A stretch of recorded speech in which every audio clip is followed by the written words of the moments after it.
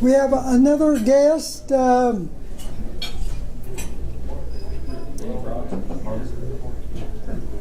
Okay, all right, welcome. And I will let our speaker introduce his staff in a moment. Let's the handshake, the $2 bill. Who's got it? Oh, Jack. Lucky number 11 was Dr. Troy. Good. Okay. Okay. Our next meeting will be July the 16th, I do believe. Next Wednesday. The city manager will be here to talk about the water well. Jack, do you have anything to say?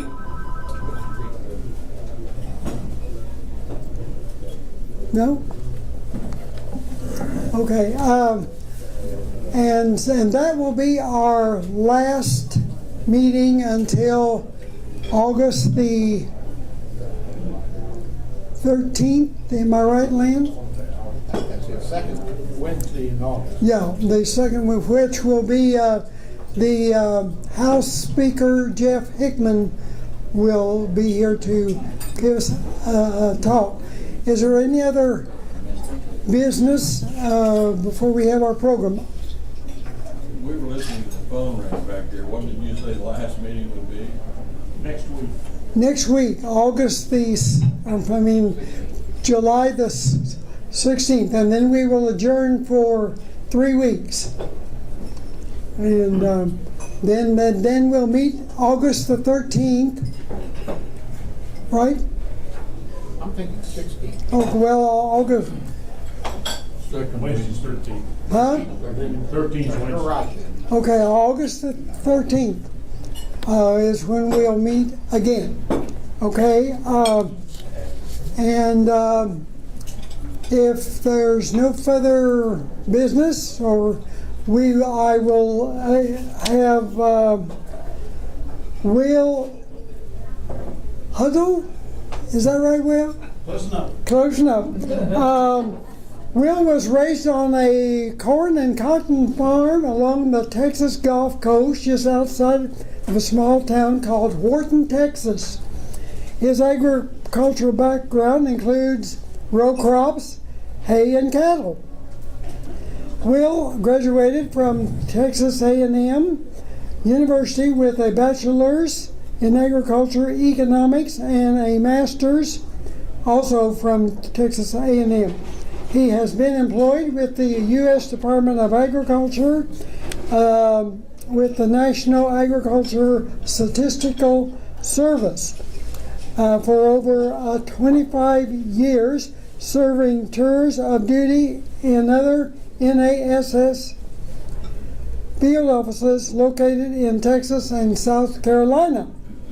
During his 7-year tour at the NASS headquarters in Washington, D.C., he served first as head of the livestock section and later as head of the poultry and special commodities section.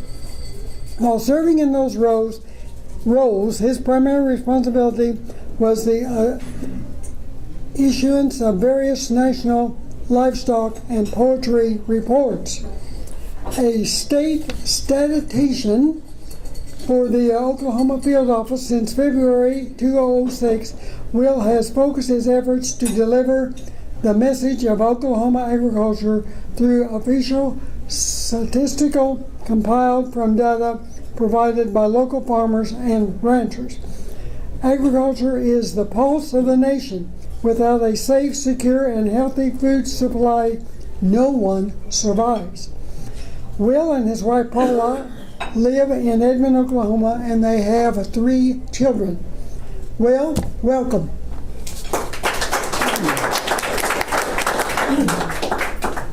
And please introduce your... Sure. Thank you, Mr. President.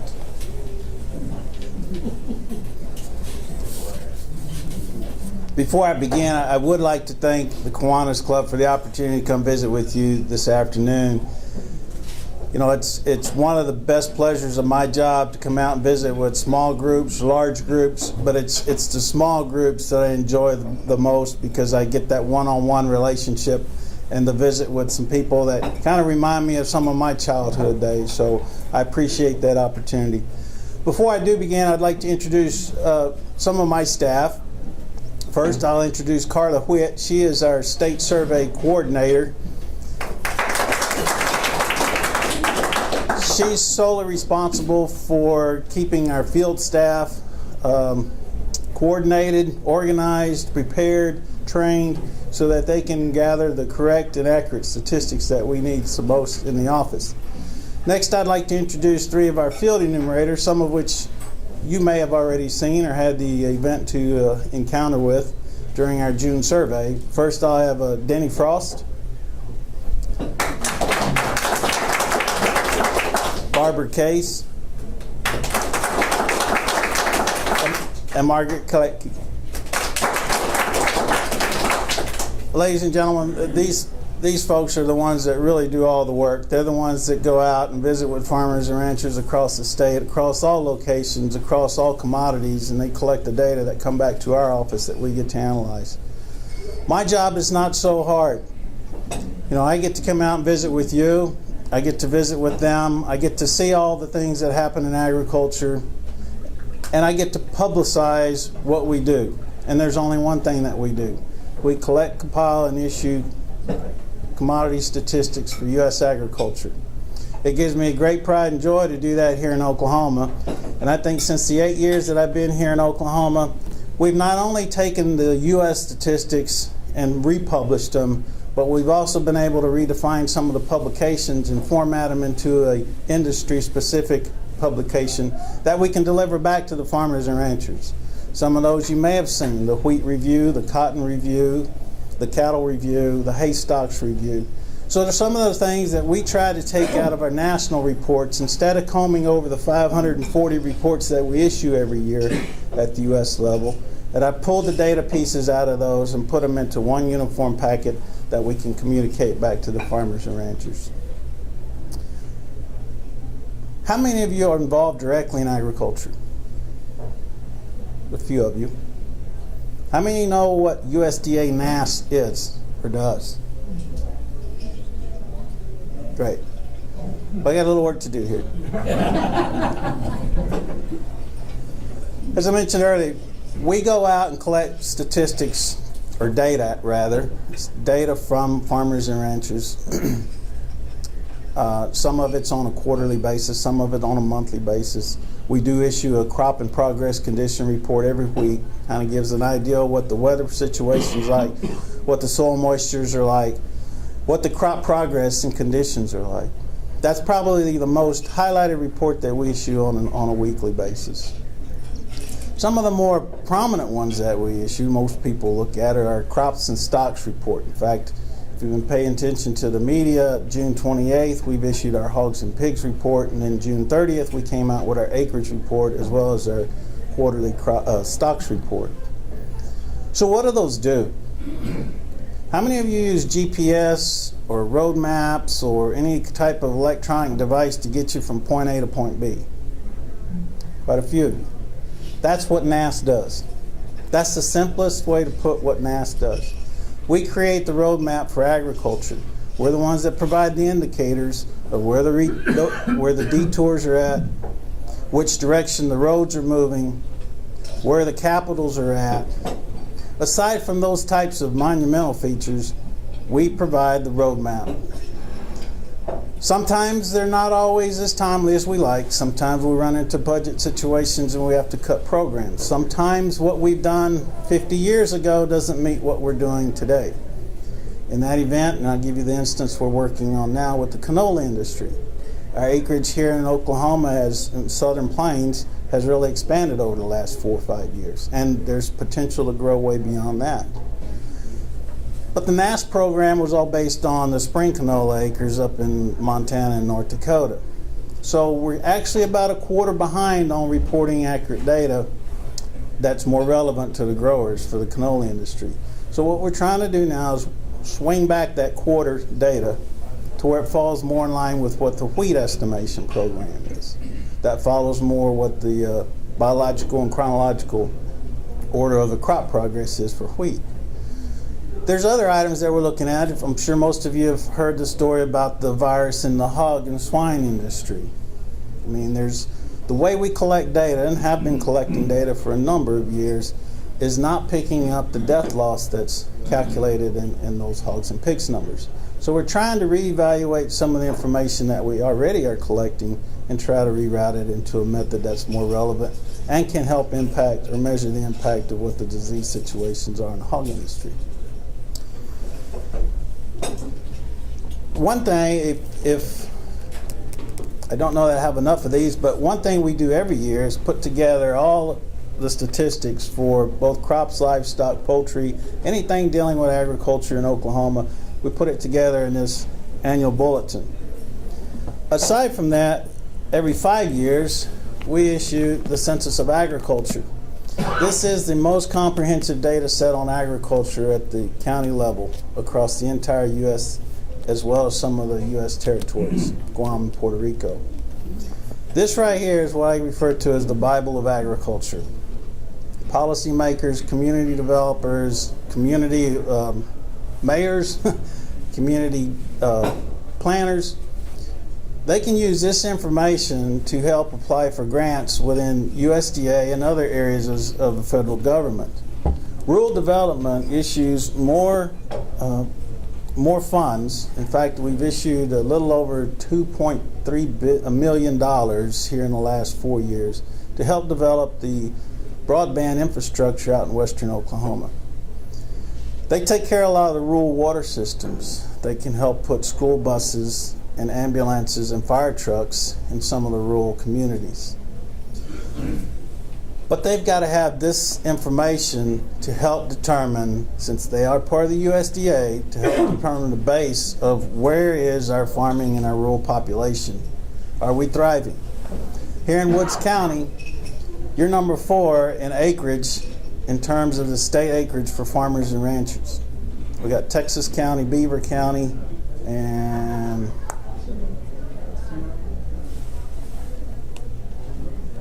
Cimarron. is it Cimarron?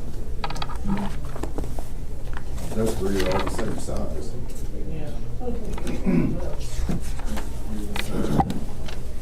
Texas, Osage, Beaver, and Woods. Those 4 top counties in the state account for almost 13% of all the ag land, the farm and ranch land in the state of Oklahoma. That's huge. That's huge. 13% of 34 million acres.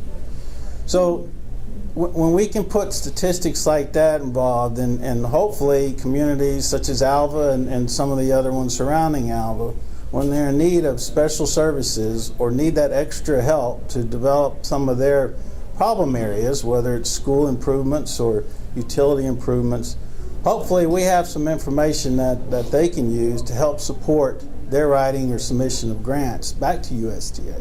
And that's why I think is the most valuable of this. It's not our data, it's your data. It's collected from the local level, it's collected from the farmers and ranchers across the state. It's my job to help communicate that back to you so that you can make use of it to help better your communities, your life, your schools, your children's lives. So that in a nutshell is what NASS is. A lot of times we've been in the paper with, well, we only make prices go down. And I comment to the commodity groups, if that's the case, let's all go sit at your broker when a report comes out on Friday, and let's take the opposite action. We'll see how many of us walk out millionaires. We don't always make the prices go up. We don't always make them go down. In fact, our own 30-year historical history of both crop reports and livestock reports were bum flat for the wheat crop, the corn crop, the soybean crop, the hogs, and the cattle. Over 30-year history on across all of our reports, we made the price go up as much as we made it go down. What happens to cause those price fluctuations is when you got the speculators and the analysts sitting on the other side that are swaying one way or the other, and then when we issue our report, it catches somebody by surprise. That's what causes the price fluctuations. We are one of the oldest agencies in USDA, 159 years now. Been here long before NRCS. We've been here after FSA has changed a few times. A lot further along than RMA. But each one of our agencies all work together. We support each other, and we all have an integral part. Just as NRCS takes care of the land, the soils, and the environment, Farm Service Agency protects and helps issue the programs supported by USDA. RMA gives us the safety net for our crop insurance programs. But all of those sat on the preface of what data USDA NASS provides. And that data is all dependent on what we get from farmers and ranchers. So that's just a nutshell of what USDA NASS does. And I'm going to open most of the floor for questions if you have of me. I think that's more critical. But what I want to leave here with you today is not only our staff that's in the back that comes out and visits farmers and ranchers across the state during survey periods, but I also want you to know who I am. Because if you ever have a question or a doubt or a suspicion that USDA NASS is not doing what we're pledging to do, then I expect a call to my office from you, because we stand by our 159-year support of complete confidentiality.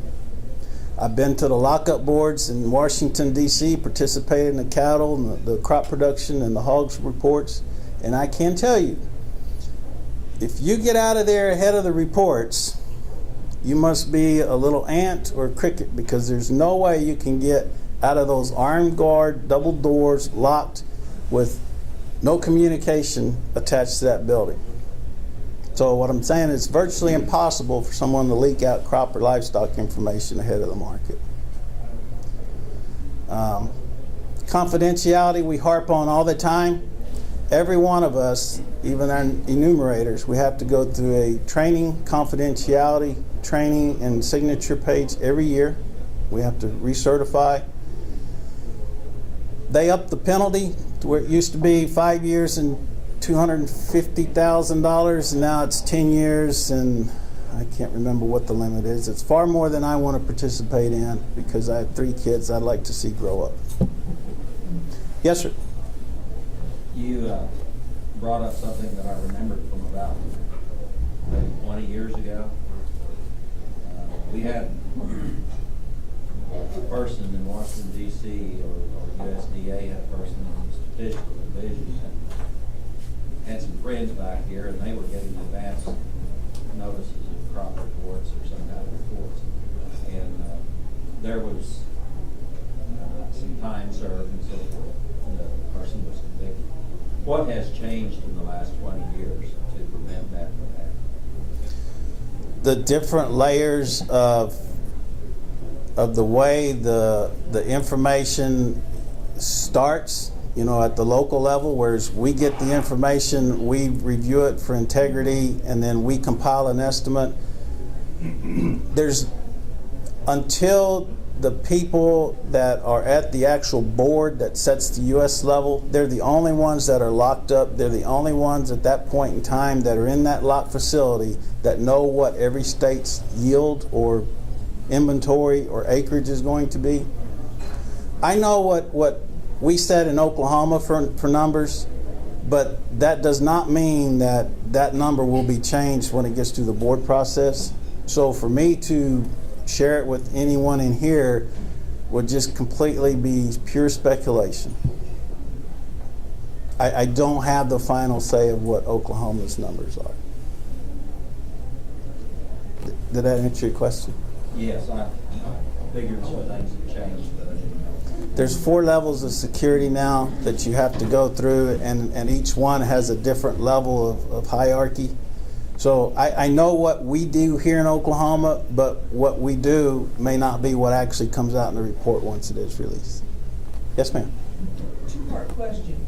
How often are the surveys conducted, and what percentage of the active farmers are tasked to participate in this survey on any given one survey? That's a difficult question, but I'll cut it in half since you gave me 2 parts. It depends on the survey. For hogs and pigs, we do it on a quarterly basis. For acreage, we do it on a quarterly basis. For cattle, we do it, let's see, yes, we're back in July. So we do it on a semi-annual basis. Sheep and goats, we only do it on an annual basis. Poultry, depending on which one, layers and eggs, that's done every month. Broilers is done every week. So it depends on the commodity, and it's, I say it's biological development.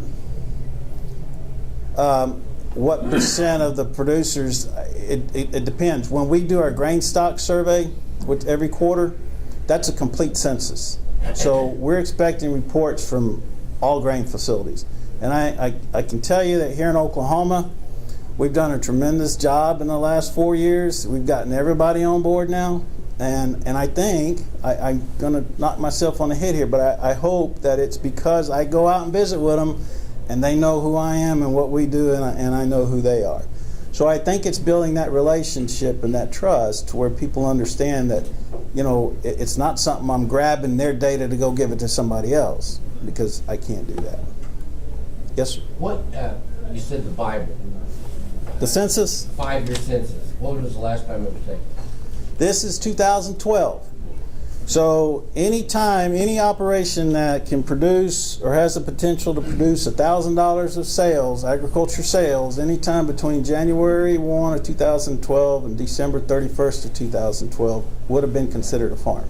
So they send out that census form in an envelope, and then you fill it out and return it. And if you fail to, you get a letter, then you get a call. You ever know that? Okay, we mailed it out 1st of December. We mailed a second one out. Then we did a phone follow-up asking if you needed some assistance That's filling exactly up. what they did, yes. And, Whether or not I could read what I was looking at or whatever. and then, and even after that, if it's one of those critical counties or critical commodity areas, we'll even send one of our field enumerators out to follow up. And I'm glad you brought that question up. The census is the only survey activity. Well, it's a census, so it's not a survey, but it's the only data collection activity that's mandatory. It's the only one required by law. That came with the census when NASS was given that authority to conduct a census in 1995. Prior to that, Department of Commerce did the Census of Agriculture. That is the only data collection activity that's mandatory, and here's the reason why. We try to come out and talk to folks and explain to them what the purpose of the surveys are for, what the data is used for, and feel like everything else is voluntary, because hopefully we do as salesmen a good job of selling why the information is necessary. That's why we don't make all the rest of the surveys mandatory. I just thought it was a little, I thought they went a little bit overboard, you know, hey, are you dead? Are you going to answer the phone? You know, you need some help reading it, you know. Ron, sometimes I wonder. We're the government. We're here to help. There you go. Yeah, you know. I kept saying it's mandatory, but I didn't sign it. Because it is such a critical data set, it's only done every 5 years. You know, it won't measure production, it won't measure inventory. What it measures is the structure of agriculture. How's agriculture changing? You know, where's things shifting? That sort of thing. Yes, sir, Your Honor. Thank you. We take for granted our food supply stream as long as it's on the shelf at Alva's Market. But the State Health Department actually has in effect a mass immunization prophylaxis scenario, and teams have been formed to administer, well, say, anthrax vaccine in case that should come about. How vulnerable do you think our food supply is to terrorism, homegrown terrorism even? Your Honor, I'm not the expert to answer that question. I really can't answer that question.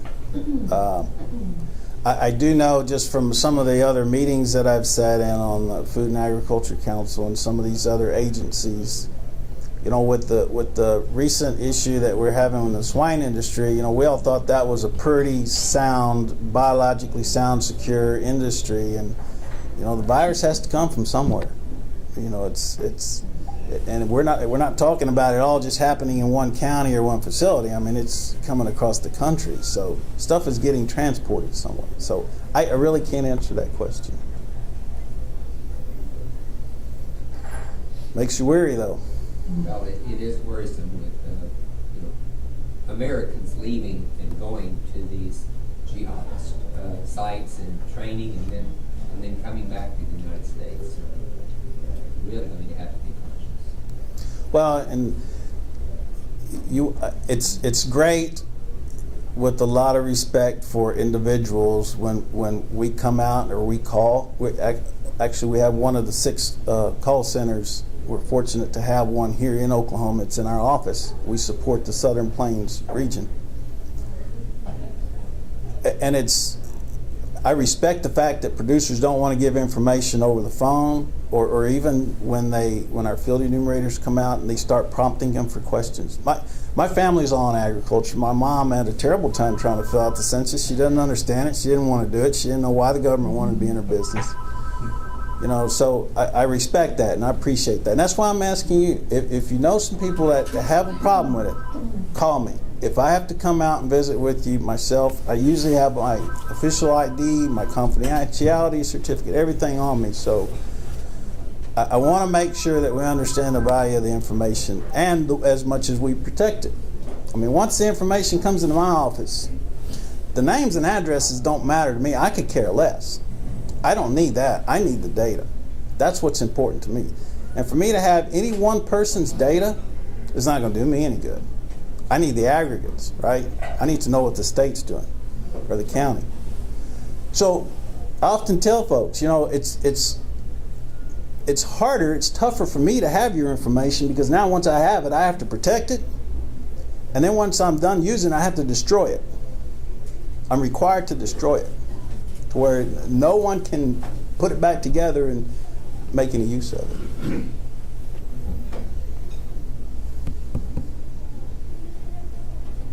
Yes, ma'am. I have a question. Do you shred those like as soon as you get through these reports that we bring in? Once you get it all recorded as you need it for your statistics, do you just shred those, burn those? Yes, we do. I bought a $5,000 shredder. I don't contract it out to have some truck come to my office. It's all done in-house. Since our agency is regionalized here last year, most of the work is being done in Texas. But that's just the way it is. But what paperwork that our field enumerators use, once the survey is over and completed, it's all instructed to come back to our office. We check off that we got what we sent out, and then it's all destroyed. Yes. What other ways do you make that data available to individuals? I mean, is there an online place that people can go look at some of that data results? Yes, sir. It's timely. I mean, I'm assuming you don't mail it back to all the farmers in the world. Not this one. This would cost a fortune. But it is out on our website. You can go to usda.nas.gov/OK, and it will bring up our home website here in Oklahoma. All of our special publications that we do, I try to put them on the internet. For specific ones like the cattle review that we do, the annual cattle review, the cotton review, I do actually send those out to the producers because I feel it's my obligation. They provide me information voluntarily, so I need to provide them back something that shows them what we've done with their information.